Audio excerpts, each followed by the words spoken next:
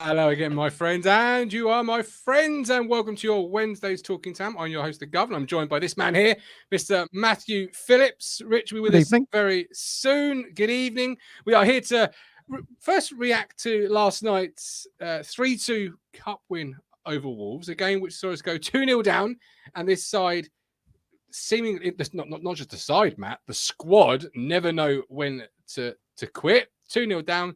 They come back to take it 3-2. But as always, we welcome your participation. Get active in the live chat. Let us have your thoughts this evening. Matt, how are you feeling after last night's 3-2 before we bring Rich in? Give me words out. I mean, when we went 2 down, I was like, disaster. A friend of mine who sits next to me at Portman Road texts me and goes, we can still get back in this, Matt. I said, pigs might fly. And of course, when it got to 3-2, I said, bacon roll, anyone? I mean, just tremendous. Just tremendous comeback. I mean, we looked dead and buried, didn't we, in the first 15 minutes? And, I wasn't that impressed in that spell with Edmondson all back up particularly. But they really grew into the game after that. For whatever reason, that was like a watershed moment. And I think, had you taken that 15 minutes out of the game, I actually think Edmondson played very well. And I've been quite critical of him. Now, let me get this right. I think he's a top guy. And when he's been on Town TV doing the commentary, brilliant. But I do feel like he's been lacking a little bit. Probably by injuries. He's been hampered over the last couple of seasons. But I thought he played very, very well. And yeah, it was, I mean, I don't know what happened to Wolves, really. I mean, I worked out today they had like £170 million in that squad. That Mateus Cunha who came on, they signed from Atletico Madrid for about 40 million. He's done 100 million in transfer fees from like Switzerland to Leipzig to Atletico Madrid, Madrid to Wolves. So, we're talking players with, coming with credibility. And, this was an Ipswich side that had made 10 outfield changes. Haladki was the only the mainstay in there. Interestingly, Stuart Watson put in East England today, something I was thinking, is Walton nearer to fitness than what we think? Will they give Haladki a few more minutes before Walton comes in? Now, we've been debating this. A lot of people like Rich say they want Walton back. People like me think Walton's got to earn the shirt before he comes in. So it was interesting that Slicker didn't play and that Haladki did. Now, Stuart said he thought maybe McKenna wanted to see Haladki against Premier League opposition. That seems fairly plausible to me as well. But just an interesting one. But the Jack Taylor goal, unbelievable. Colin texted me today and said, have you seen a better goal in a decade All plus? Aboard. At Portman Road at that end of the stadium. And I was really struggling to think of one. I mean, go back a bit old school. Jimmy won. Do you remember him? Free kick against Sheffield United in off the bar. That was one. Johnny Williams against Derby. Oh, yeah, that was one. Very good. The Alan Armstrong header against Inter Milan. But they're few and far between. The Jason Cundy fluke for Spurs. Versus Selena against Leeds. Yeah, absolutely. Oh, yeah. Very good. That was down that end, wasn't it? But they're few and far between moments, I think. I mean, that was a hell of a hit. I mean, your favourite player-ish. Mate, the bandwagon is all fired up. It is ready and waiting all aboard the Jack Taylor bandwagon. It's been in the station ready, and finally we might be leaving it. Ernie says, I'm not so falling in love with a lone player, but Hutchinson is getting better every game. Must be great coaching and Greg King IPA. He's come on leaps and bounds since that Leeds game a month ago, whatever that was. Phenomenal. Really All right, let's bring in Rich. Rich, how you doing? Are you there? Aaron Cresswell, Crystal Palace. Yes, good shout. With the old celebration. Yeah. Yeah. That was 3-0 at half time. Didn't Frank Noble get a couple? Frank Noble got 2 in 2 minutes that night. Must have been a full moon that night. Rarity. Is it Paul McShane that still looks under his bed for Frank Noble? Because he was terrorised that day, wasn't he? It was Paul McShane, wasn't it, that Frank Noble absolutely bullied? What was the guy who was in Heidi High? Was that Ian McShane, Matt? Yes, Ted Bovis. Oh, that's come for a left swerve. I didn't know we were going that direction. What a great show that was. It turned into You Rang Me, Lord. Same cast. Andy says, Taylor did Gov proud. Jason, Taylor still doesn't have a start before Madsen, the skipper. Right. We just need to pause here because in the WhatsApp last night, where was Martin when the game was on, Matt? He was dipping in and out, wasn't he? He don't like Carabao Cup. He was totally out. It's capital M, capital I, capital A. Craig Chapman. What end was Leighton Baines to Wigan? That was down Churchman's, wasn't it? What a hit. My dad got up and clapped that goal. That is probably the best goal at Centre Road. Yeah. Unbelievable goal, that. That was a fog game. That was that was a fog game in December. Joe Royals, obviously, very much seems like the squad we've got at the moment. But I was just saying to Matt Rich, we want to put internet issues out. 2-0 down. This squad never knows when it's beaten. Not just the team, the squad. It's good winning good habits, and we're seeing that with this squad, aren't we? They don't know how to lose a game of football. Touch wood. Yeah, look, we've seen, is that 24 goals now in the last... Your internet, Rich, is terrible. Go and sort it out, man. Good Lord. I thought he was really thinking about his answer there, Matt. Yeah. Like I thought I'd finally posed a great enough question that's made him pause. His internet's normally crystal. He must have been speaking to Dagenham Dave. I'm thinking I shouldn't have put them in touch with each other. He needs to use that wire I got him. Yes. Do you know what I mean? I sorted him out with a high-speed wire, and he's not using it. But I was just saying, as I said there, this team doesn't know when it's beaten, doesn't know how to, other than Leeds apart. Even Leeds game, it didn't know it was beat, did it? It's 3-1 down. It didn't know it was beat. You always build the hard truth, me and Rich, don't you? The truth you don't want to hear. I am nervous about conceding these kind of goals. I mean, how many times can we keep coming back to the well of, conceding 2 each time? That is a concern to me. And we've done it against Cardiff last night. We did it against Blackburn on Saturday. I'm pretty certain McKenna isn't setting his stall out to play like... Well, I mean, look, he's setting his stall out to be attacking. But I do think we lose something, certainly at Portman Road, when we are all-out attack. Our defence certainly isn't that solid at Portman Road. But when we go away from home, very tight. Tighter than you in a pub, Martin, when it's your round. Anyway, that's how tight they are. Anyway. So we'll see what they do against Huddersfield on Saturday. But McKenna doesn't come across as this kind of Joe Roll figure to me. And I really enjoy it. There's goals, there's entertainment. People are going home buzzing. Mike Woods was in the Black Hawks last night saying, what a night. What a fantastic night. It's brilliant to see. But McKenna doesn't come across as that kind of manager to me. I think... Oh, look, he's on the phone now.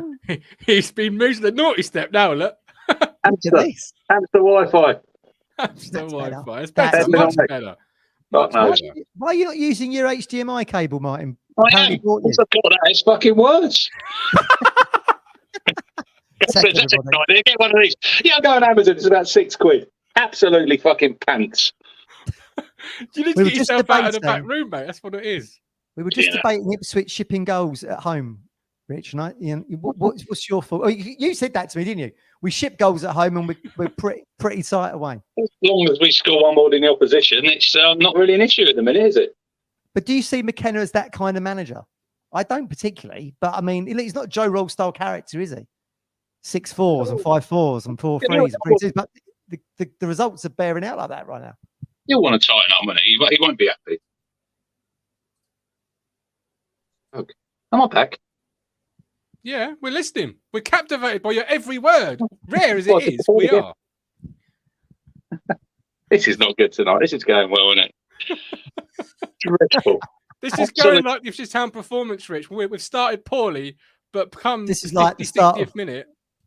It's like the second half against Black.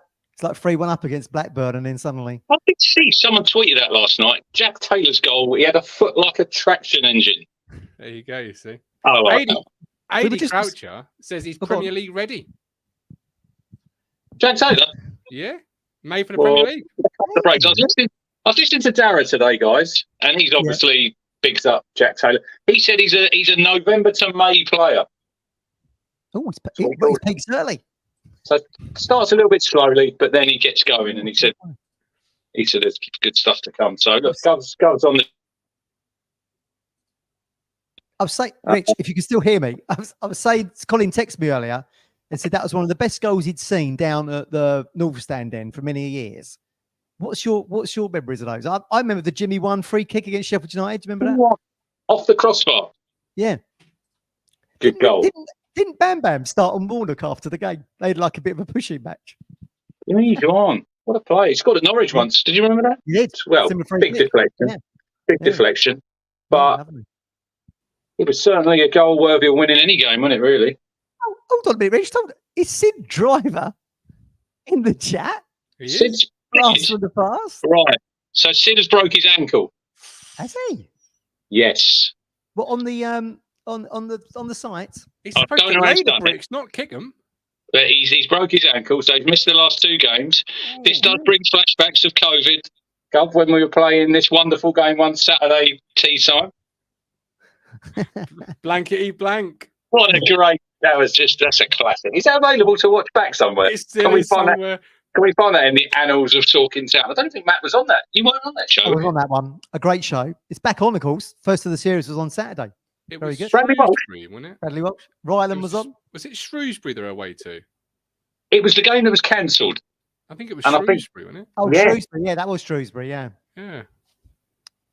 Oh, those memories. All the highlights are stored up there. Look at the Podfather. He knows. I know more than I let on, my friends. More than I let on.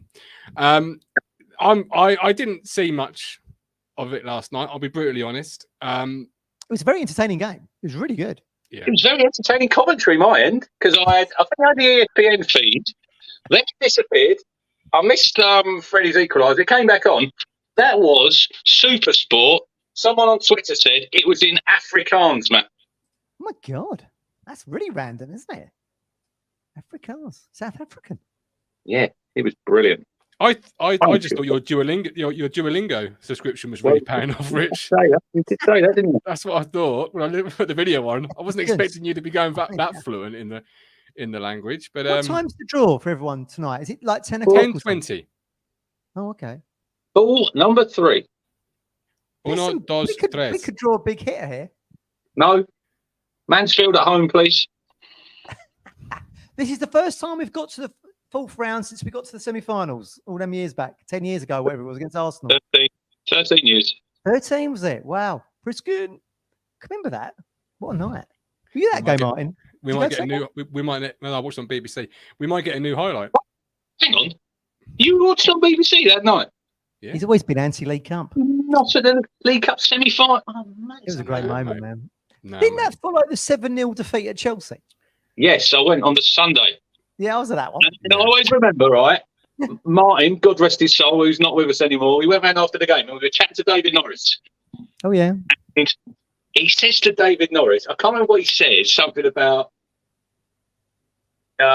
giving his shirt away. And he just jokingly says to David Norris, you wouldn't get 50 people. Funnily enough, David Norris on Twitter selling a load of his shirts. I don't know if you see at the weekend. There's a great Giovanni De Santos shirt there, Cub, which is already gone. But he says to him, yeah, we were just joking, because we used to chat to David Norris. He's a brilliant guy. Gov's, I think you've had him on before, haven't you, Gov? You've interviewed him? I certainly have, yeah. We've lost Richard. Themselves that we just got drilled 7-0 at Stamford Bridge and we're playing Arsenal in the cup, and then lo and behold, and I love Brenner's commentary when he says Colin Healy stomps the ball forward. Colin Healy, yeah. That night. Colin Healy. One of the great Pullman Road nights that under the lights. I don't mind the League Cup when the league form's going all right, but the league form also that year wasn't going the best, and I wasn't interested in watching us beat Arsenal. Arsenal was in charge that night then, Matt, and Mark Kennedy. I think they were, and Kiwomya. I think Kiwomya was part of the coaching staff that night, wasn't he? Because Jewel, I think Jewel was in, wasn't he? But he hadn't taken over. That's right. That's right. He was in the stands or something. Yeah, because he was in charge for the second leg. Second, yeah. And we were so close as well. They didn't score till about the hour mark. 63rd minute. Did you go to that? Watched it on Sky, that one. I was there, dreaming of Wembley. Nicholas Bentner scored, I remember that night. Yeah. Lord Bentner. Yeah. No, he did. You're right. In hindsight, Jules should have probably left it to the assistant. to the assistant. Well, it should have been a warning then, guys. It should have been a warning then.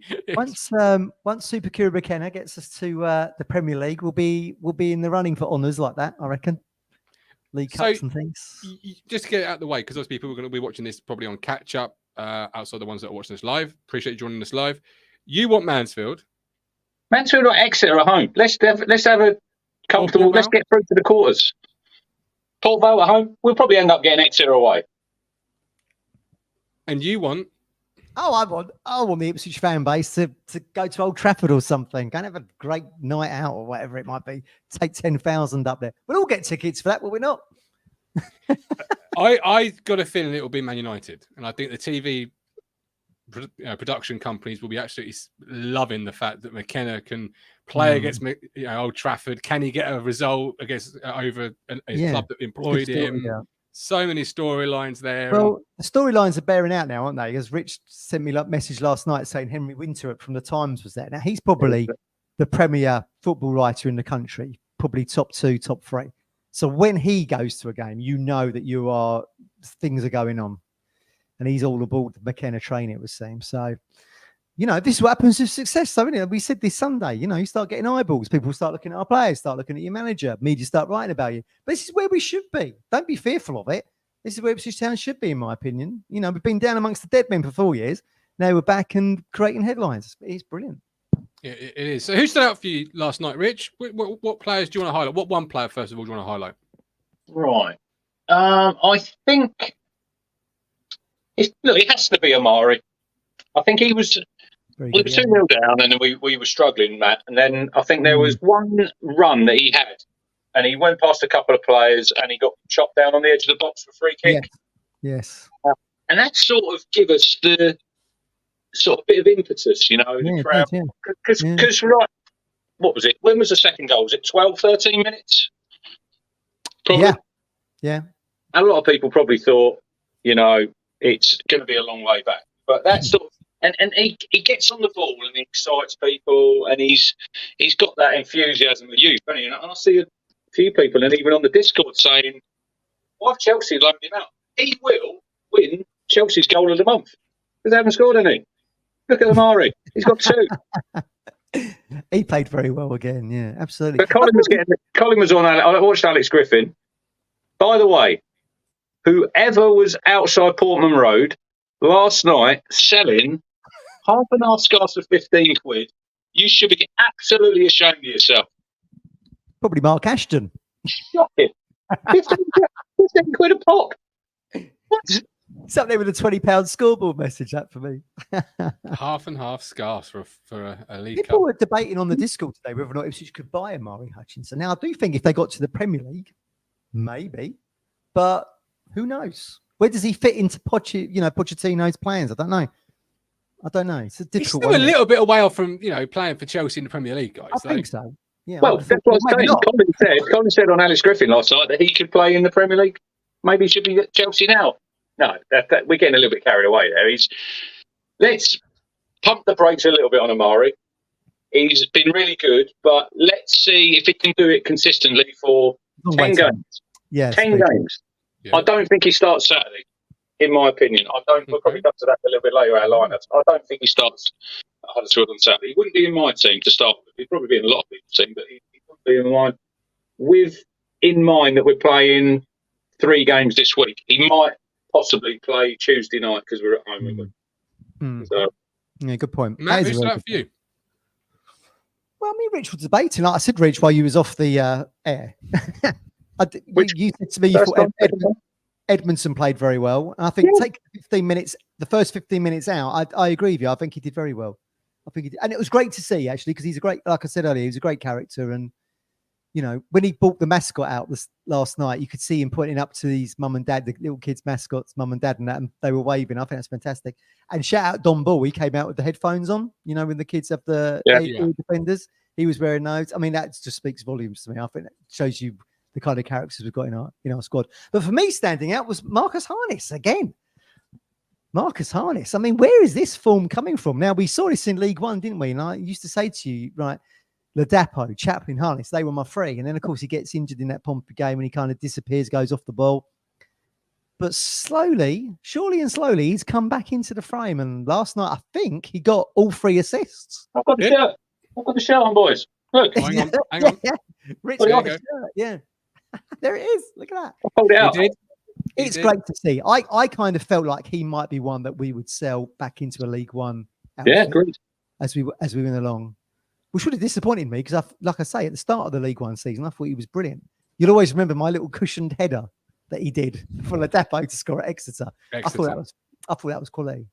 So it's brilliant to see him coming through as well. And, it gives you food for thought, doesn't it? If Broadhead, we know Broadhead doesn't have the best fitness record. If he is to miss a run of games, hopefully not, Harness might be able to step in. Against Premier League opposition last night, he looked decent. When was the last time, Matt, that a player got 3 assists for Town? I've no idea. Have you looked this up? Someone tell us. Really good. I mean, it's great. And that through ball to Hutchinson was fantastic. What a pass. Got us back in it. Yeah, from what I saw, he looked good. The stats certainly back up what you're saying there, Matt. Can I just have a round of applause for myself here, just because I didn't ask you that question before the show, but yeah, I know you both so well that I knew Marcus Harness would be coming up. You're like Darren Brown, mind reader. But I knew it. And of course, to complete the trio, we've got to have some Jack Taylor stats, ladies and gentlemen. We've got to get the Jack Taylor propaganda out there. Minutes played 82, touches 38, 2 shots, 1 tackle, 1 goal, 7 lost. Man of match, boys and girls. He must surely be starting alongside Luongo Saturday. Of course he is. How can you leave him out after that? I mean, I thought Evans did okay. I do. Rich, you enjoyed me like circling players and drawing arrows on photos last night, didn't you? Matt got the telestrator up. Yeah, I saw that. Yeah. Right, Evans was feature. Listen, I said it, I thought Evans had a good 75 minutes. Certainly, I think he was at fault for the first goal. But equally as culpable was Evans, I think. Didn't track back. Reminded me of the goalkeeper. Let's talk about the goalkeeper in the first goal. Oh, chocolate wrist. Chocolate wrist, Galecki. Saved it. Should have saved that. Got to be stronger hands. Yeah. The clock is ticking. The clock is ticking on the goalkeeper for me. Oh, there you go. See? Nah. I want to be back in very soon. Evans didn't track back in that gap, which is what enabled when Don Ball actually did that very good interception. He went straight to that Chan Huang, I think, the Korean lad, signed from 15 million from Leipzig, and he scores. But it reminded me, Richard, do you remember when Evans didn't track back properly in that Morecambe game, the 2-2 on that opening day, when Bond scored? Let's bring the mood down a little bit. Yeah. I do think, like, Evans, like, to give him credit, I thought he captained the team quite well last night. And you could see him, like, pointing to players and saying, you need to do X, Y, and Z and give that back to the keeper, pass it over to the left, pass it over to the right. He was actually very vocal. So, I mean, look, fair play to him. But for whatever reason, he didn't track back on that first one. That's just me drowning out the Evans talk with Jack Taylor stats. He had a couple of really good runs there, Matt, in the second half, Jack Taylor. He got that ball in our half and drove forward with it. Look, he is a good player, and he's going to have to bide his time. He'll play Saturday. I'd be amazed if he did. I would be absolutely amazed if he's not on that team sheet at 2 o'clock at Huddersfield. And let's just see how he plays with Matt, because not played together. So that'll be interesting, the dynamic there. I'd have thought Luongo sits a little bit deeper like Morty, I'd have thought, on Saturday. Can you contain Luongo, though? I mean, like as the song says, he's here, he's there, he's every... He used to play that role for Wednesday, didn't he, Gov? I think, when he was fit, because he wasn't fit that often for Sheffield Wednesday. He's always fit for Town. This is an amazing thing, that all these players that we are... Tuan Zabi is the interesting one, Matt, for when we get him fit. Can we keep him fit? Because you referenced him last night on the WhatsApp group, didn't you? He's the big one. If you can keep him fit, you've got an ex-Man United captain to come in to this squad. I mean, just like pause on that a minute. A lad who was captained Manchester United, as we said before, they don't give them out like sweets in the shop. I mean, that tells you everything you need to know about him. Now, at the moment, I don't see him fitting into the first team while we're on the run. Wolfenden Burgess, keep him out. But he'll be on the periphery. And that's a great person to have right on the sidelines, I think. I can't wait till he's fit. I want to say Massimo even came here in his first loan spell as a hold midfield player under Jewel. Yeah, I think he did, he was a bit greener then, wasn't he? I mean, he was on loan from Tottenham. He didn't last long. Didn't Mick McCarthy take over? Send him back. Yeah. But, Paul Jewell could pick a player. Look, he could. Didn't he? DJ Campbell got like bloody 10 goals, didn't he, on his loan spell? He could pick a player, him. He brought Jaron Indora in and then didn't play him. Yeah. Luke Chambers. Let's put him in. Went on that 300 odd appearances, whatever it is. Absolutely, yeah. At least says Halak's been excellent so far, but everyone knows what is number one. When he's fully fit, he'll be back in. Oh, hang on. It's Luke's birthday tomorrow. Luke Chapman. It says it's my birthday tomorrow. Is that your birthday, Luke? Shout out, Luke. Have a good birthday tomorrow. Hopefully, Town deliver 3 points for you at the weekend. Craig, players don't have to make a mistake or let the team down to be replaced. If the player is coming in better, then it's a no-brainer. I'm going to go against the grain, and I'm going to say Hladky retains his place when Walton's fully fit. Surely Walton must have some kind of either behind closed doors game or a 23s game. I can't see how he can come straight back into the first team. But what's your Rich? We discussed it earlier. What's your take on this one then? So Hladky plays last night, right? And Stuart Watson in East Anglia said, "Is this because obviously Slicker had played the other rounds? So is Walton nearer to fitness and they're just giving Hladky a little bit more time, or did McKenna want to see Hladky against Premier League opposition? What do you reckon?" See, that was my immediate thought. When I see that lineup at 6:45, that was my immediate thought. I'm thinking, Walton, I think, must be quite close to that's what I thought, fitness. Because I was talking to Craig on the phone today, and I said, Town fans have got very short memories about Christian Walton. Because let's look at what he done last season. He had the record, was it the minutes, clean sheets? Yep. Massive saves. Penalty save at Cambridge, we would have lost that game. Yep. Penalty save at Bolton away when it was 1-0. Brilliant. Yeah. So I think people forget what he's done, because it is like a little bit of, when you're out the side, you're a little bit of no use to anybody because you're not playing. And I can't sit here and say Hladky hasn't played well, because he has. But there's little bits in his game. He got away with one massively there at the end last night when it was a marginal offside and he's flapped it. I don't know what he was doing with that one on the crossbar. He spilled it right to make it, and he's tucked it away. So, and I think, and Jamie Carragher said, and I posted it on the WhatsApp group, I think it was on Monday, when they were talking about Aaron Ramsdale and Raya at Arsenal, you have to have a number one. You have to have a number one. There's a number one and a number two. Christian Walton was always number one for Kieran McKenna. McKenna signed him. I know he was on loan, obviously, when McKenna came in. Made it permanent. Permanent. And he's his number one goalkeeper. So I see when he's fit, I'm like, this might be really harsh on Hladky. I think football, it's a very unforgiving business, because Hladky's not done a lot wrong. He hasn't. But Walton gives me, when I'm sitting there watching, I feel a little bit calmer with him in goal. Yeah, fair enough. Yeah, that's fair enough. But equally, you got to take stock of the situation a little bit. Do you not feel where you're sitting with 21 points, and it's clearly working? Whether you feel he's got a mistake in him or not, it's clearly working with Hladky. It is, yeah. You have to. I'm looking from a situation of it ain't broke, don't fix it unless you have to. Look at Sam Morsey this weekend. You can't play him, so you got to make that change. You got no option to. It's not a simple case.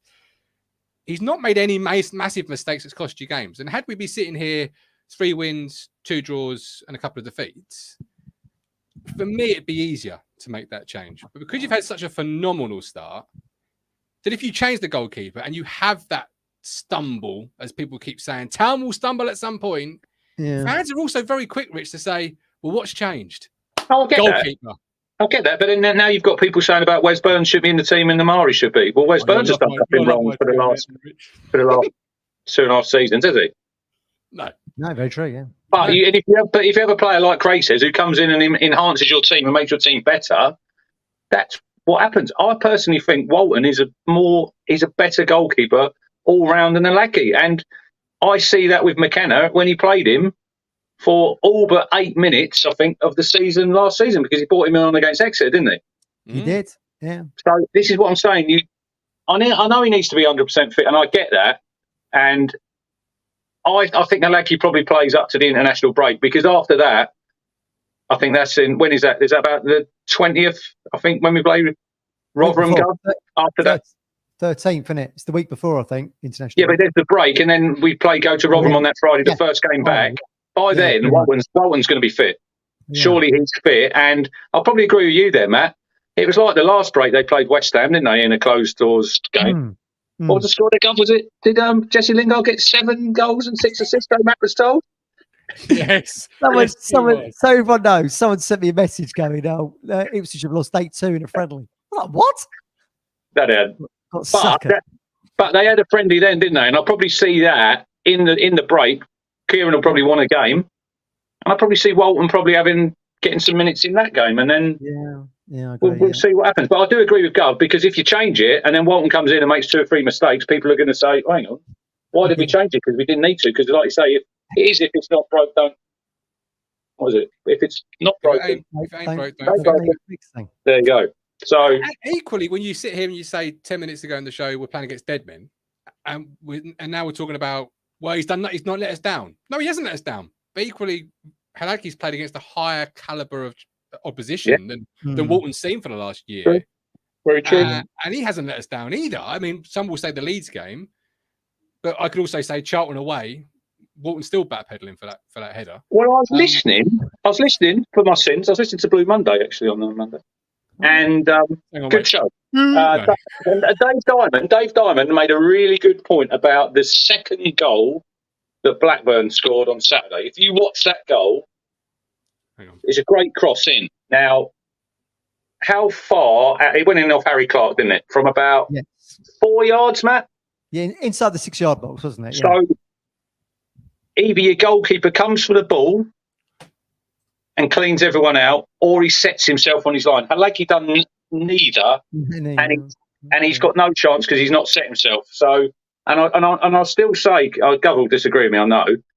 The second goal that Leeds scored at the far post, it was a similar cross from about 4 yards. And it didn't come out. I think if you got Christian Walton he commands his area. This is what I think where he's better goalkeeper. He commands his area better than Halaki. Well, he's got the size, hasn't he? He's a tall. I mean, listen, I was walking near him the other day. I can't remember which game it was. Maybe the Cardiff one. I'm not the tallest, am I? He's bloody massive. So I think if you've got the size, you can command around that 6. Hang on. Hang on. It said the bloke's leg on the 6-yard box. Ain't 4 yards out. No, he can come out. He can come and get that goal. Come and get that ball. Maybe. Don't make me freeze frame this. I think Walton's probably got, due to size, he's probably got a bit more of a commanding presence. But as we said before, it's so easy. Back up, isn't it? Due to size, apparently. It's so easy to magnify goalkeeping mistakes. Look, Walton made that mistake at Cheltenham that time, didn't they? And we drew 1-1 now. You know, fair point. They're easy to remember. Do you know what I mean? I think Hadke's done great. For me, you know, it's down to McKenna at the end of the day. So it doesn't really matter what I think. But for me, I think Walton has to show that he can offer something better than what Hadke's offering at the moment. Because as Martin rightly says, we are second in the table and we've lost 1 game all season with him in the sticks. How's he coming for that? Oh, look at this. Where have you pulled this from? I went to the YouTube. Like, how's he coming for that? I'd like to see it play on because that's all right when it's a still. It's easy when it's a still. We could get blocked out here. Don't worry about blocking out. 0.25 speed, ladies and gentlemen. Here we go. How's he coming for that? Oh, I think he can come and get that. For his legs, man. It's gone for his legs. Have a day. Come on, fella. Don't make me get the freeze frame back.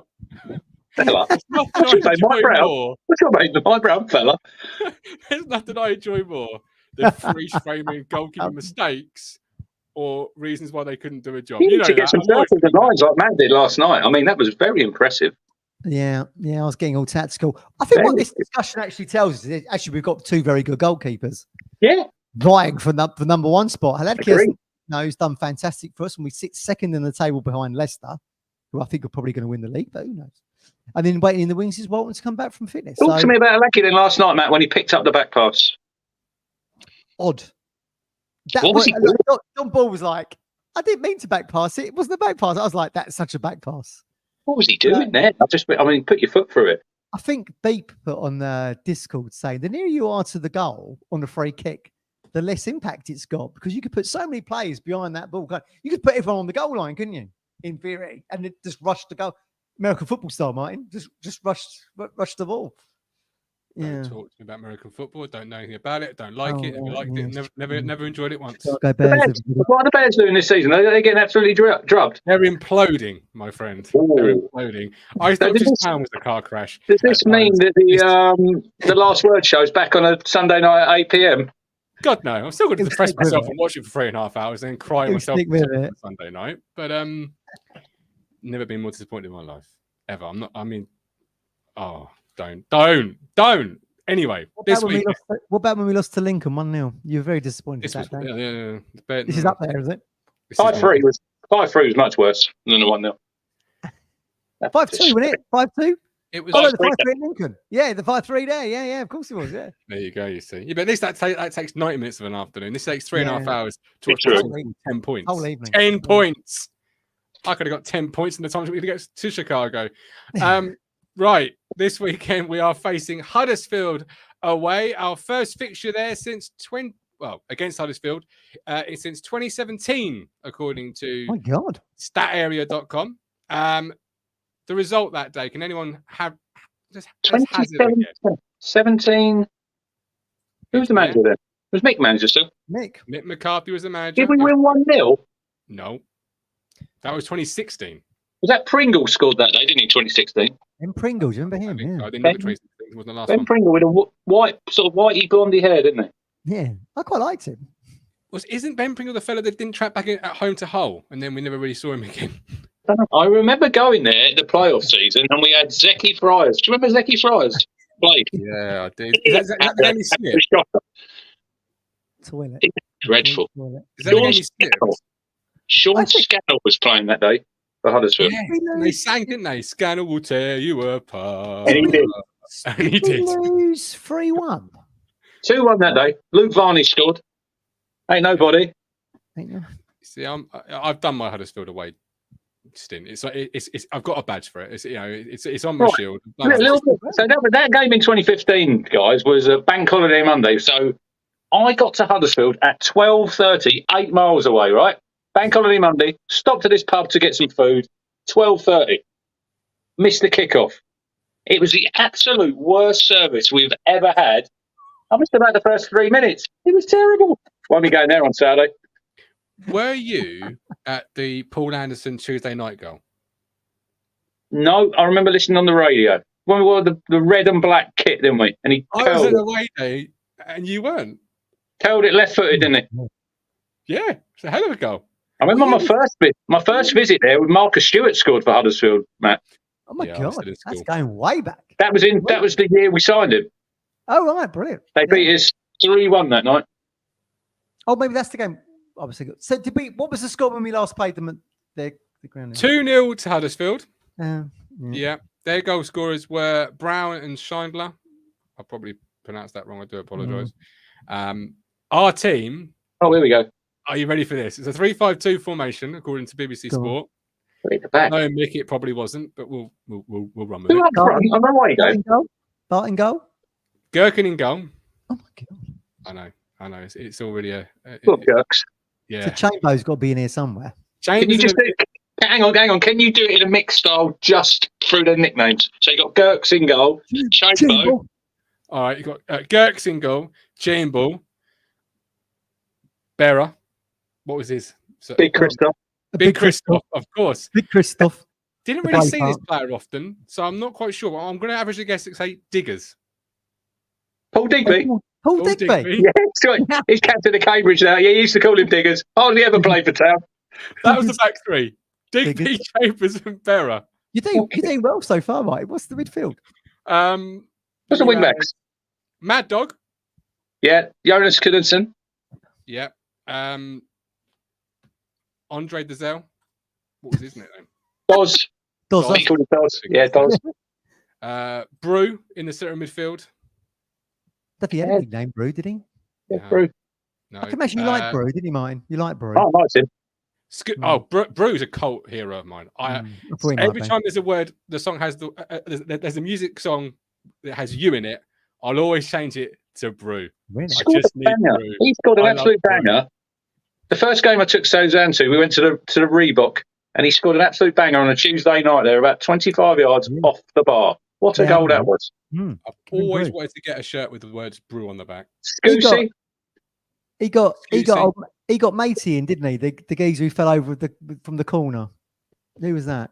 Oh, with the glasses? Larson Torre. He's the lad talking about the League Cup who gave his shirt away at Doncaster, didn't he? Threw it away and then remembered it was extra time. He had to go back and get his shirt from the fan in the crowd. The right wing back. Scusi was in, you say? Yeah. Yeah, Scusi's in midfield. So Scusi, Brew, and Dizelle is your midfield 3. Your wing backs were Mad Dog, and on the right wing back was Jordan Spence. I know. Awful. It gets better than this. It gets better than this. Your front two away from home, Freddie Sears. Yeah. To Dagenham. Just gone to Dagenham, by the way. Dagenham, yeah. Sears. And Tom Lawrence. Now he was a player. He was good, him. Yeah, I liked him. Talking about good goals at Portman Road, he scored some absolute bangers, didn't he? He did, yeah. I liked him. He was good. Yeah, decent. Yeah. And the 3 subs that came on were Moore. Kiefer Moore? Kiefer. Big Kiefer. We should have him back. How long did he come on for? Because Mick only probably normally gave him about 10 minutes at the end. He came on the 67th minute. Why did he play 20? Yeah. Brett Pittman came on for Brew in the 73rd minute. Pitts. Long sleeves, no doubt. But on the 45th minute, Pork Pie Pele, he was called. When he went to Bristol Rovers. You know Charlie from Rovers, they used to call him the Pork Pie Pele. It put on a bit of Timber. Timber. Yeah. When we signed him in that money plus player deal, I thought Ryan Fraser. We got Ryan Fraser on loan for the season. Who's the other sub? On the 45th minute, blimey. Forced into a change. So for a good period of time, your midfield 3 was Skuse, Brew, and Jonathan Douglas. Scuggles. Douglas. Did he? After he left town, did he retire, Douglas? Yes. I mean, it could have been so different for him if that goal against Norwich that was wrongly ruled out for offside. Wrongly ruled out. I might be incorrect. Me. I used to like him. I thought he was all right. Didn't bother me. Yeah, exactly. That would have been a great goal against Norwich. Would have been a cult hero if that had been given. You didn't. What are you talking about, Matt? He may have been a good player before Town, but he wasn't a good player for Town. Well, he was mainstay, wasn't he? It's always him and Scusy, wasn't it? So that sound like Mick now. Yeah, don't remind me. I don't need to be reminded of the fact it was always him and Scusy. Listen, he was in that midfield. It wasn't always them two. Sometimes he threw in Luke Hyam. Oh, wow. We did get into the playoffs with that midfield, by the way. He's at Woodbridge now. Did you know that, Matt? He's manager of Woodbridge. Yes. Luke Hyam. Yeah, I like Luke Hyam. I think Luke Hyam's a very good football player. Local lad. He's one of our own. But in the midfield 3 of Skuse and Douglas, maybe not. That was Rotherham at home. That was Rotherham at home when we played Skuse, Douglas, and Hyam, and Leon Best scored for Rotherham.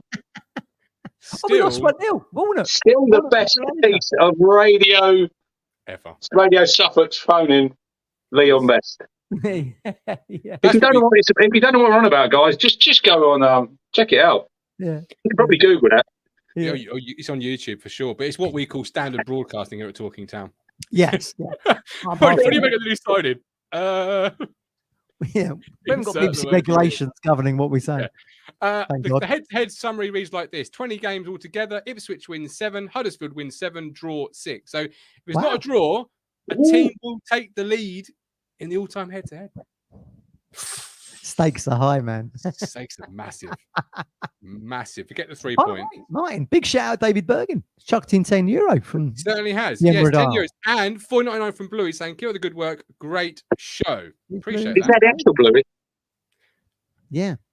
Yeah, my lad met Bluey on one of those family fun days. Didn't like him. He's quite imposing, isn't he, with that big head on? It's a big horse. Yeah. It is a big horse, to be fair. Yeah, he didn't like him.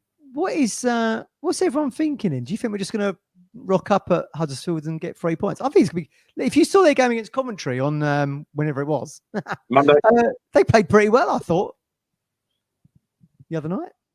Was it Monday night? Yeah, I remember Luke Hyam. He scored a good goal that night, didn't he? On that Monday night football away at Wigan. Nice little side foot. On the D, in the D, wasn't it? There was no problem about people getting tickets for points there because there's probably about 200 fans there on a Monday night. Who else scored it? Was it Connor Salmon scored in that game? Connor Salmon was it a 2-1 victory that night? Yeah, it was. Yeah. Did he round the keeper? Yeah, I think he did. Yeah, he did. Connor Salmon. That was his only goal for Town.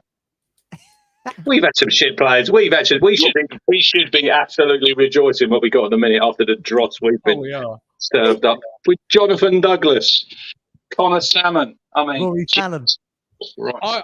We're talking about Mick McCarthy. Obviously, the last time we played Huddersfield, Mick was in charge. I'm so glad we didn't do this platform when Mick was in charge, because at 5-3, it was a case of another pint or get to the ground, and it always inevitably another pint won, because you couldn't walk into Portman Road sober to see Mick McCarthy's Ipswich Town team play, because you would never live. It would just be hell. It was like, oh my god, what am I watching here?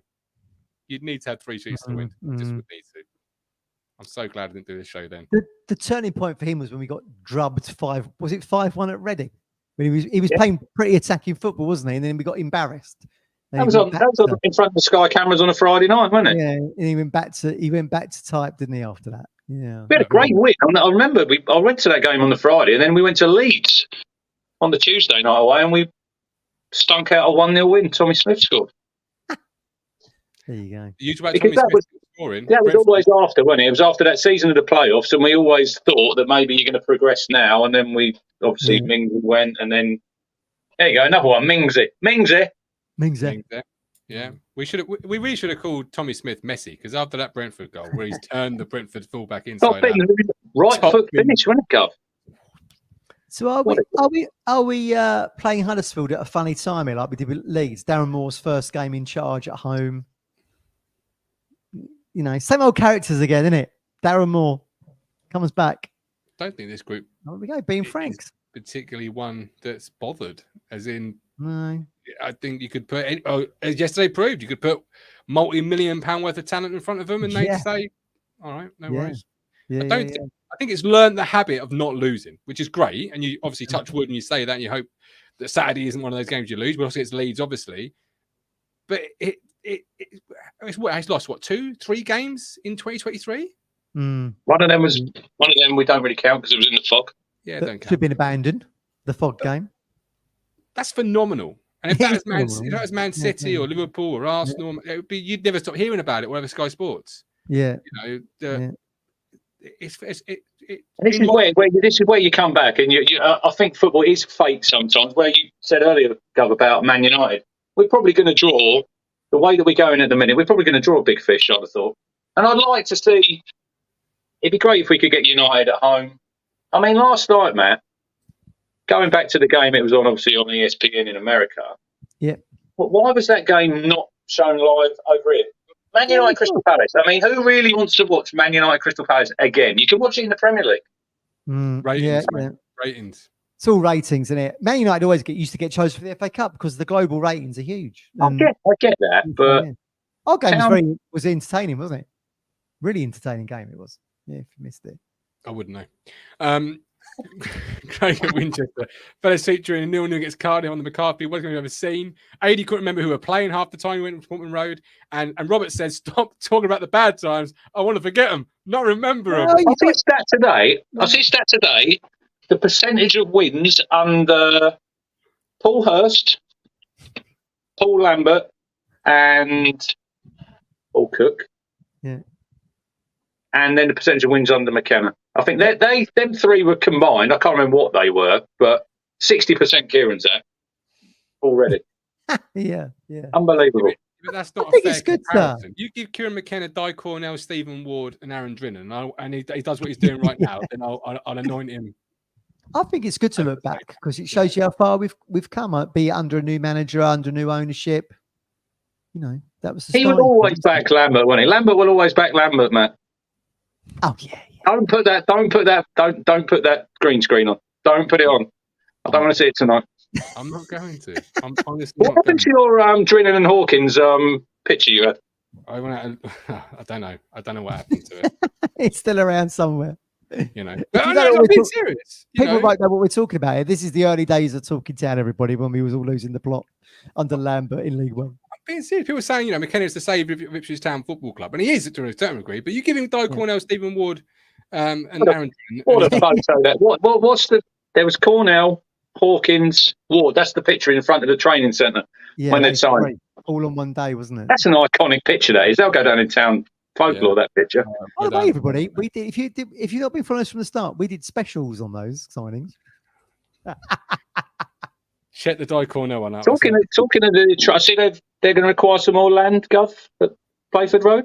They are. Cover that on Monday's show. Yeah, buying the land that's owned by Evans, is it at the moment? Yeah, is it Yeah. isn't it? Yeah. Fair play. There you go. You know, keep putting that millions in. That's all I can say. Mm.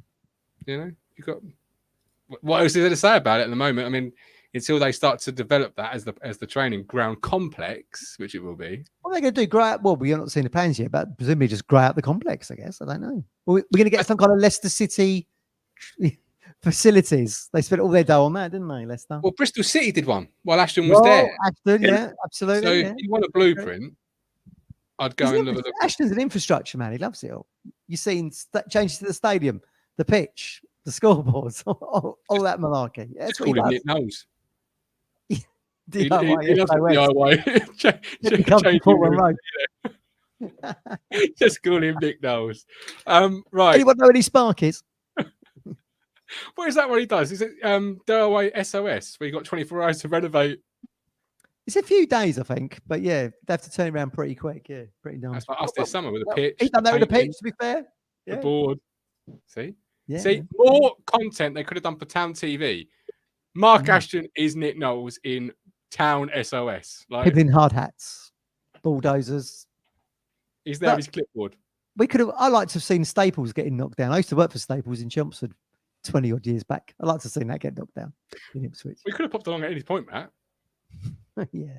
I always think like when Ashton talks, I always feel like he was on the tools himself. Like the digger comes in, the bulldozer's there, and he's driving it himself. Let's get this wrecking ball started. Right. There you go, you see. He is involved. He's probably there, the old Phillips screwdriver. I'd be disappointed if he wasn't, quite frankly. Absolutely. Right, this is my team for Saturday. All right, you've picked a side, have you? I have. You can tell me whether you agree, whether you disagree. I've gone Haladki in goal, Clark, Wolfenden, Burgess, Davis, Taylor, Luongo, Broadhead, Chaplin, Hurst. Oh, and to make it interesting, I've gone for Amari on the right, Rich, over Wesley. Why? Why have you ditched Wes? So we've got Wes Burns' season so far. Yeah. Stats on the screen. Not this is why I've done it, but this is impressive graphics you've got lined up here, mate. I've got to say. Very good. I designed this. Yeah, very good. Well, I designed it and George made it look better. Yeah, of course. Yeah, goes without saying. And then we've got Amari Hutchinson's championship stats so far. How can you have 19.3 touches? You either touching the ball or you're not. 1.1 tackles. I don't make the stats. That's I just write them up on the screen. All right. I don't decide what's a tackle and what's not. All right. But yeah, I've gone Hutchinson risk over Wes. I think Hutchinson's in a real fine vein of form. He's catching fire at the right point in time. I don't want to drop Nathan Broadhead because I love him. Can't drop Connor Chaplin. No. But I feel I think you're pretty nailed on here. I'm sure Wes will start instead of Hutchinson. I think he'll probably be more of an impact player, like Rich said earlier, away from home.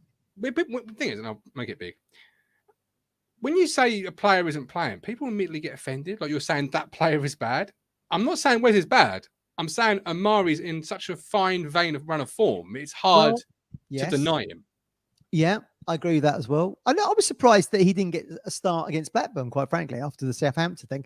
But as we keep saying, and the people that come onto the show, the contributors keep saying, it's a squad game, isn't it? You could give Hutchinson half hour. Then Burns gets another 30 minutes.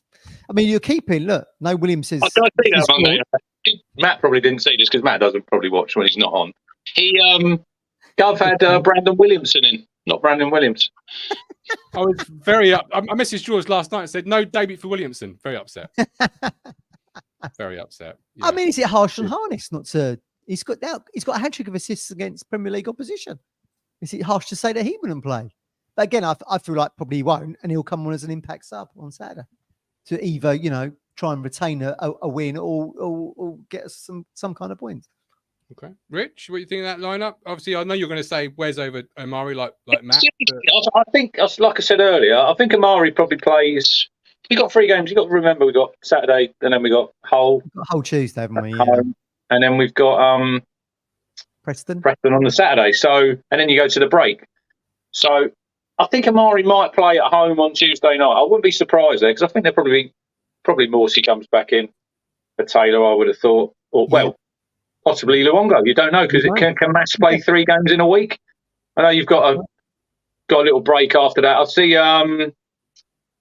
There's a little bit of talk now from Australia about Luongo for the national team.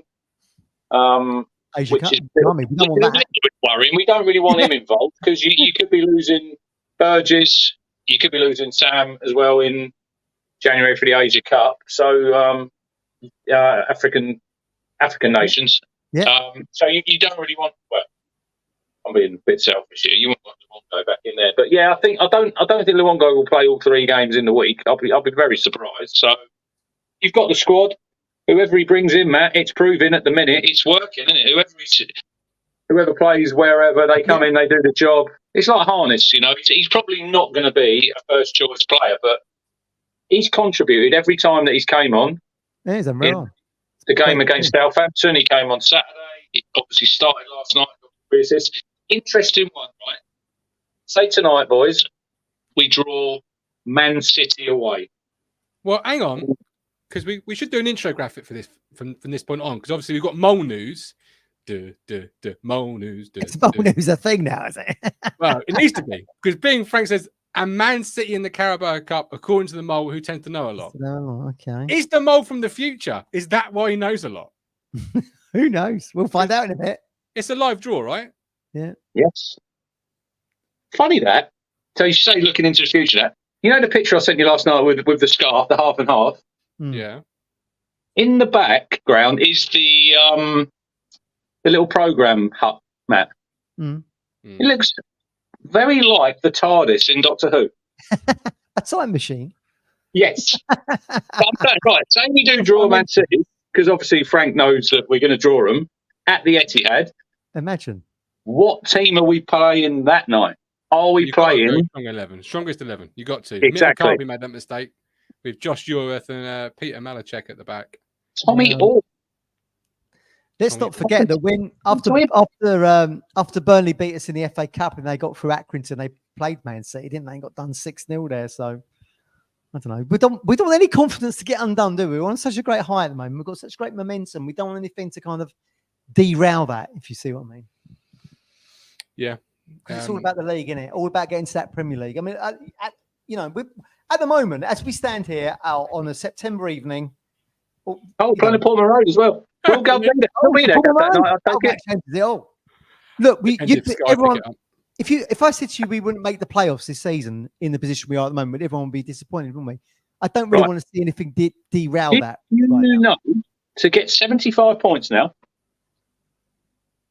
we need an average of, I think, 1.4 points per game from the remaining 38 games to make 75.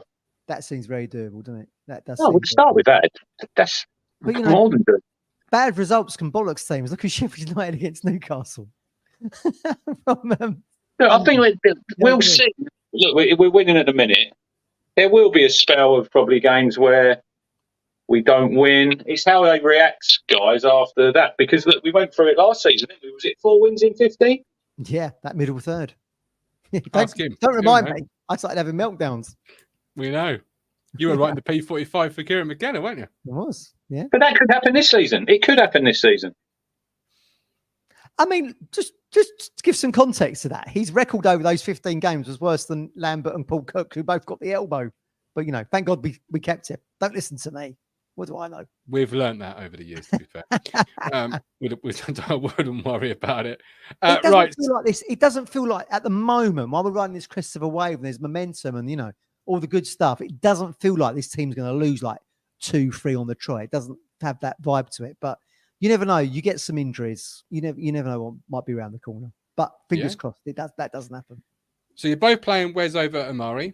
Okay, fine. I'll live with that. Are you playing Taylor over Evans or Ball next to Matthew? Yeah, Taylor's no. How can you leave him out of that goal? After that goal, he's going to score Saturday as well. I've got the feeling he's going to get another goal. Yeah. Brilliant. All aboard the bandwagon. It's about to set down.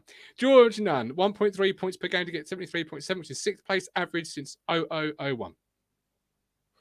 Well, I mean, even our season was like they didn't get 70 points, Sunderland, did they? It was 69. I think it was, yeah. Carl Brooks now, has nailed it. Really, he tinkered too much. That's why we dipped so much. As soon as he got that out, we haven't looked back since, and he hasn't really been tinkering since. Very true. And much more attacking as well since then.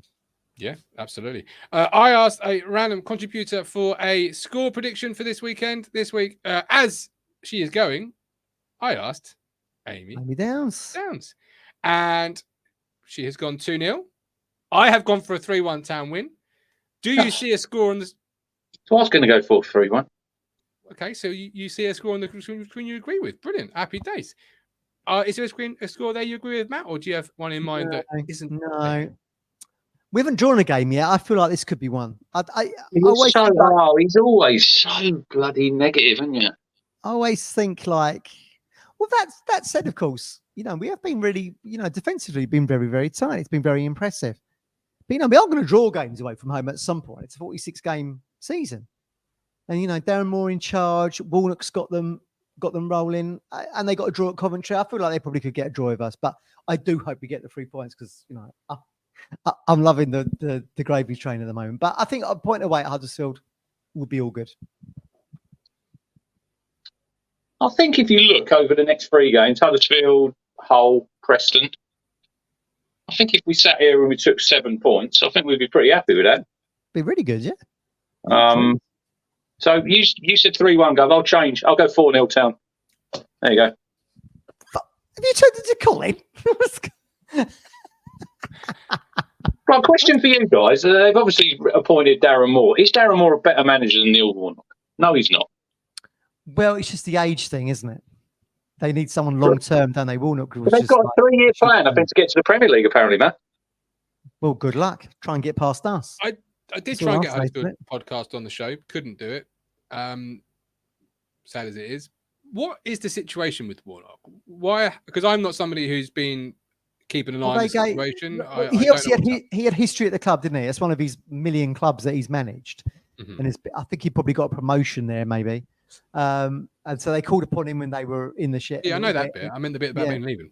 So they gave him a year's contract, but it was always the asterisk was if we find somebody that can take us forward long term, then Warnock would. And I think a couple of comments that he made in press conferences as well.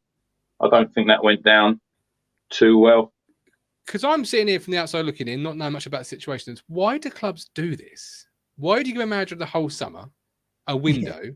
Yeah, I know. It's a bit weird, if it was never long term in the first place, bad management, and it was always until somebody came along that could take us forward because Darren Moore was available. What? Yeah, June. Yeah. He's always available for Yorkshire clubs. What's he done now? Doncaster, Sheffield, that's Huddersfield. I'm surprised he wasn't running for Barnsley, quite frankly. Yeah. I often am sitting here perplexed as how successful businessmen can run successful businesses away from football, but you put them in a football chairman, a football ownership role, and suddenly they lose that. They did. Perhaps they did try to get him in the summer, but the moving parts in football. Maybe he was talking to Barnsley. Who knows? And that kind of put the kibosh on that. And then you stick with Warnock for a couple of months, and then he comes in. So many moving parts in football. It's mental, really.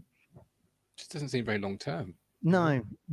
Give him a 3-year contract. He's got a 3-year contract, Darren Moore. So yeah, that's good luck to him. Good luck to him. You know what I mean? Yeah. But he can't do anything with the group that isn't his group until January. Yeah. It's a Warnock group, isn't it? So yeah. So soon after that window shut as well. Yeah, I agree with you. It'd be interesting to see how he goes because obviously we come up against him, didn't we, last season at Wednesday?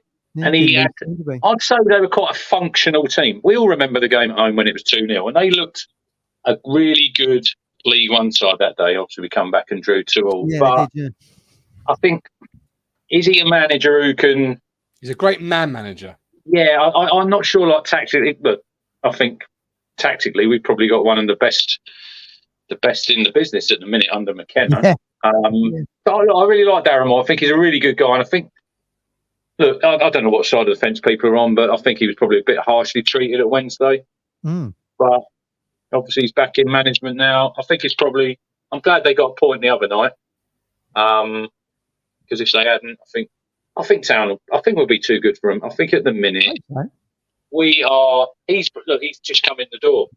We've had a team who've been building since last season. Yeah. And this is probably why we've done so well, guys, that... We've made some signings in the summer, but you pick that team there, Gov, on Saturday. I think, obviously, Jack Taylor, but probably our big Burns to play. It's basically the mainstay of last season. Yeah. Yeah, you're right. I mean, that showed against Southampton as well, didn't it? You know, you got Russell Martin trying to put this style of play together with professional players. And look at Ipswich. We just looked cut above them, didn't we? And this is where we can hoover up these points early. And we've stolen a march on. Look at. I think if I'm sitting here, I think Leicester will win the league. You look at Leeds; they're a team who can probably get on a run, guys, with all the firepower they've got. Yeah. Other than that, is there anyone really that Town should be fearing in this division? No, I don't think we should. No, I agree with you. Yeah. Colin says 2-1 for the weekend. Craig says 2-0. Rob says 1-0. The standard 1-0 winners were away from home. 4-1 says Ben Moore. Go on, Ben. Go on, Ben. Go big or go home. David says 2-1 Town. Kev says 2-1 Town. Getting Northampton Town vibes here. Away. Where we're well, we lost 3-0. The pre-match show is like 4-0, 5-0, 3-0. Was that the night when was it Andre Dazelle passed that ball straight out of play? Yeah. And they were just man. The demolition man. 2-1 Town. Aidy's gone 1-1. Gone with you, Matt. Look, gone for a 1-1. Aidy's sensible, isn't he? He knows the school. He does. He's a legend. I don't think if it was 1-1, we shouldn't be disappointed. We probably would be disappointed with a draw, but that would show how far that we've come as a football club. You know, because we're going to Huddersfield, we're on absolutely flying. I think McKenna, if he wins Saturday, is probably nailed on Matt for manager of the month. 100%. You know, with obviously the Leicester manager got it last month. Would he get it again? I think they'll probably give it to Kieran. And I hope he doesn't win it. It's a curse, isn't it? No. But Kieran's put curses to bed. You know, winning on Sky, beating Sheffield. Look, don't worry about that. That was in the past. This is a new Ipswich Town. We don't need to be negative. Yeah. There you go. This is one for the creatives out there. Get me a Kieran McKenna Ghostbusters themed T-shirt where he's putting the ghosts to bed. I don't know why I've got to do your job for you, all you creatives, but there you go. That's a great T-shirt. Kieran McKenna Ghostbuster. Like he's putting the ghosts to bed. Sky Ghost in the bin. In the bin. 30,000 fans in the bin. Does everyone else feel like, you know, like Henry Winter said in the Times, as we said earlier in the show, you know, it feels like something shining at Ipswich. Things, you know, McKenna's got such a progressive team here. It really feels like we are on the edge of something, doesn't it? I used to think we was always on the edge of disaster. I thought it was really interesting last night because obviously pre-match, Martin Pert was doing interviews, right? So he's doing the cup games. Then we rock up and we turn a 2-goal lead, 2-goal deficit, and we win 3-2. And then Kieran, there he is. No, yeah, he's like, I'll take care of this. No, right, I'll take this interview. You just sit in the background. Look, Martin Pert in the cupboard. And it was right what he said. I think I listened to Brennan's interview on Suffolk, and he said, and he's right what he said, like with regards to the result last night. He won no promotions or anything, but he's still like a stepping stone. Now we've beaten a Premier League team who I know they were much changed, and the BBC said, "Oh, Wolves 10 changes." Well, hang on, Town made 10 changes as well. Let's not. Yeah. What was the our 11 worth, Matt, compared to Wolves 11 last night? Yeah, exactly. You know, who's the striker they had up front? Kalajnic, or whatever his name is. Oh yeah, him. Yeah, he was He started some big dogs. He got injured, didn't he, last season when they'd signed him? I think he done right. But he come from some big wedge. Yeah, let's have a quick butcher, see how much he was worth. Oh yeah, there's been some. Listen, Wolves were in League One not so long ago, and look at the strides they've made. Do you know what I mean? Yeah, absolutely. That's it. Something is happening, but I don't read the Times, Matt. It's too highbrow for me, so I won't know what Henry Winter said. on our cricket WhatsApp group last night, Gov. So you know Rob, who comes on the cricket show, big Wolves fan, giving it large after 15 minutes, giving it the big. Then all of a sudden he just sort of disappeared off there. He was signed. So yeah, that Kalajdzic was signed by Wolves. 15.4 million euros. Yeah, Sky done a transfer show back in, I think it was last year. I think it's on the documentaries. It was about a 3 or 4 part. I remember him when he signed for them, and then he got injured shortly after that. But so there you go. We had Big Fred up front. If we can go on and replicate a Wolves, a Brighton, a Brentford, I think we're going to be in a great place.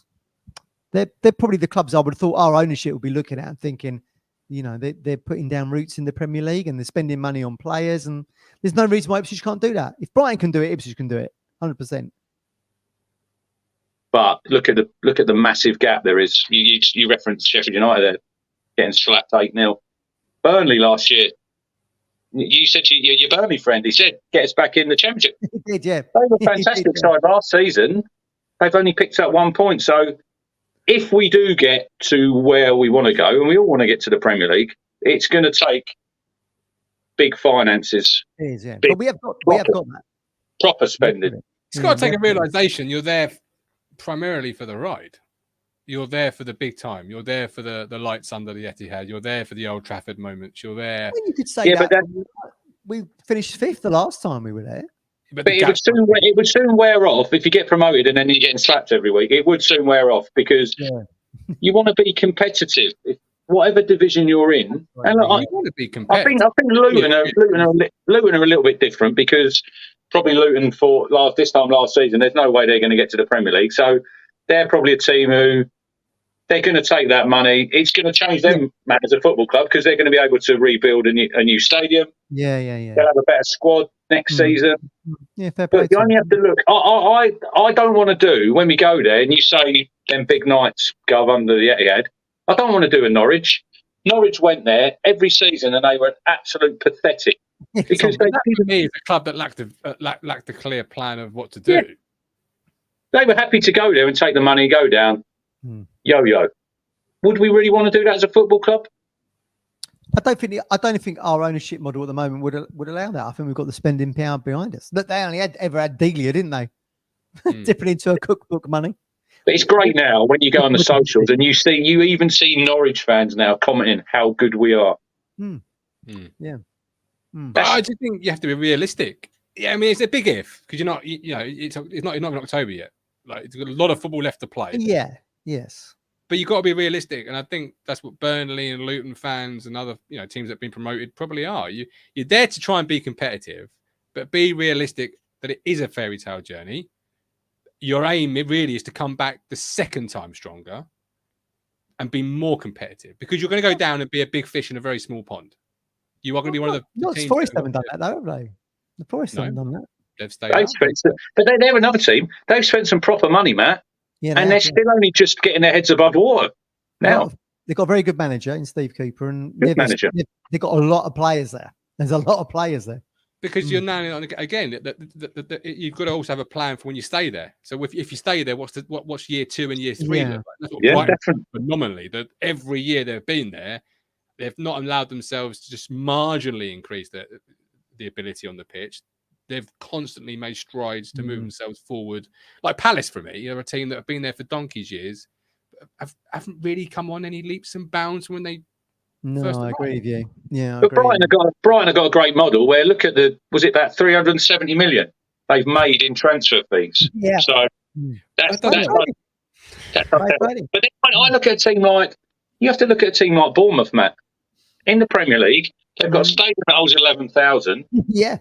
And they're more than competitive. Most seasons they've been in there. I know they got relegated but then they came back. Yeah. But if they can do it, why can't Town? Yeah, the footprints of success are there. Yeah, absolutely. Yeah. Absolutely. The blueprint's there. We're done for this evening. We are obviously back for the match reaction show on Saturday. We're back Friday. Don't forget. Oh, cricket. Some of us are back Friday. He ain't back Friday. He'll be feet up enjoying himself. It's cricket. He could come on my cricket show. I couldn't rub shoulders with the experts you've got. They're so good. What, they're Brandon? So really, Ian, Brandon, Grumpy, Neil, they're great. They're very good. You don't need me up there. Yeah, World Cup preview, 8:00 on. Very good. Exciting. This time next week, we're getting excited because it starts next Thursday, England, New Zealand. Yeah. Yeah, looking forward to it. Is Neil still grumpy Neil, or is he now furious Neil? Or maybe asleep Neil? Well, I'm not sure. I've not really spoken to him about Sheffield Wednesday at the moment. They're on Sky, I think, on Friday night. Sheffield Wednesday, Sunderland. Need a good laugh, don't we? Still so surely, if they lose that, he's got to get sacked, their manager. I mean, how many more games can he survive? I hope not. Mine likes Cisco. I think he's a great manager. I'm going to be honest. Cisco? What's the joke? What's the joke? You put it in the WhatsApp group. I love the thong song. Yeah, my brother sent me that, and he's a Wednesday fan. That's what he sent me. I haven't even thought of it until he sent it to me.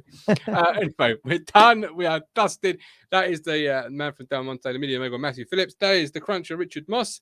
Appreciate you both for being with me. Thank you all for you wonderful people at home for watching, commenting, getting involved, and of course our super chats from David and Bluey.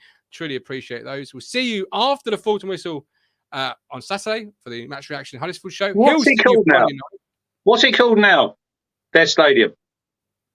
John Smith's. Is it still the John Smith's? When I googled it earlier, it was. Yeah. Oh, I don't know. It used to be the McAlpine. McAlpine was it? I think it is John Smith's. Yeah. When I googled it on their website, it still says John Smith's. Yeah. So. Well, let's hope we're not bitter come 5 p.m. on Saturday. Boom. You make me smile when I think of you. If I am down or when I am blue, I can't get enough. Oh, yes, you make me happy, I feel so fine. Oh, how I wish that you were mine. I can't get enough. Oh, yes, I woke up all soaked in sweat, weird chills running down my neck. I felt went crazy from just the thought of you.